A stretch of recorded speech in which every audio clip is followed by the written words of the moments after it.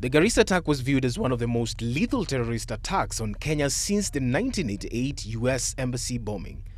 What measures have other institutions taken to ensure the safety of their students? We spoke to Professor Edwin Wamukoya, the Vice-Chancellor of Zetech University, on the measures they have set aside in ensuring security in the campus. We have ensured that each staff member has an identification card like this.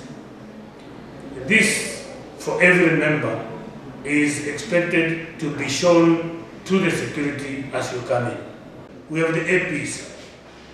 We have entered into a contract with the government where the APs are seconded here. The whole day. They are here throughout, they are armed, and therefore if there is any challenge, response is automatic. The students agree with the security situation this far, as attested to some we talked to. And before, we have the regular police at night, who also do the patrols around. Again, we have entered into a contract and we are able to do that. We have a dog section, yes, but that normally takes place at night. So that if we are here, we are able to monitor.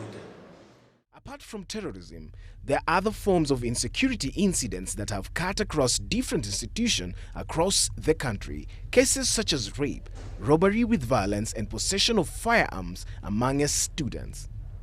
Considering all this, security matters still remain key principle in many institutions of higher learning.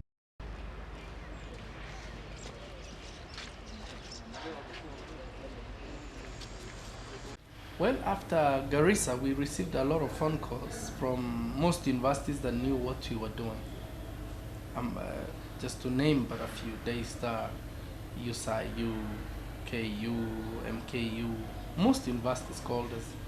So I think the frenzy ended, the excitement or the fear ended, and they see no more need to sensitize the students, the school, the university communities on these issues or on security and counterterrorism. And that's characteristic of what happens in Kenya. We just make noise the first few days and it's soon forgotten. After the Garissa attack, so many questions were asked, yet few answers were offered.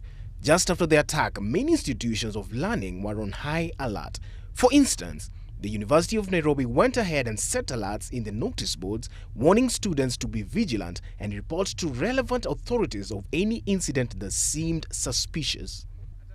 Mwenda Mbijiwe, a security and counter-terrorism consultant at ION Security, says there are lessons that need to be borrowed on the Garissa incident. Well, I don't think government is incapable. I think government is overwhelmed. When you have so many problems everywhere at the same time, then you wonder how you're going to fix.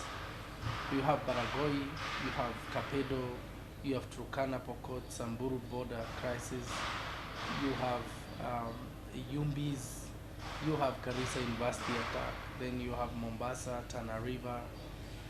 You wonder, where do I start?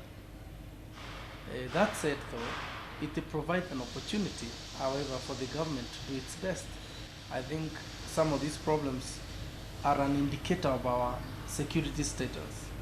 They tell us where we are per time, and I think, as you asked, we can actually take, draw lessons from these experiences. Bad experiences as they may be, to sit down, draw lessons and say, hey, this is what we learned from this is what we can learn from this is what we pick from this, and therefore be able to improve our security infrastructure. We cannot improve our security infrastructure until we are able to accrue lessons from these experiences. Insecurity in Kenya is largely attributed to the war against the Somali ragtag group Al-Shabaab, who have taken and assaulting unarmed civilians. The more reason why security is responsible for all. Brian Ogana, GBS.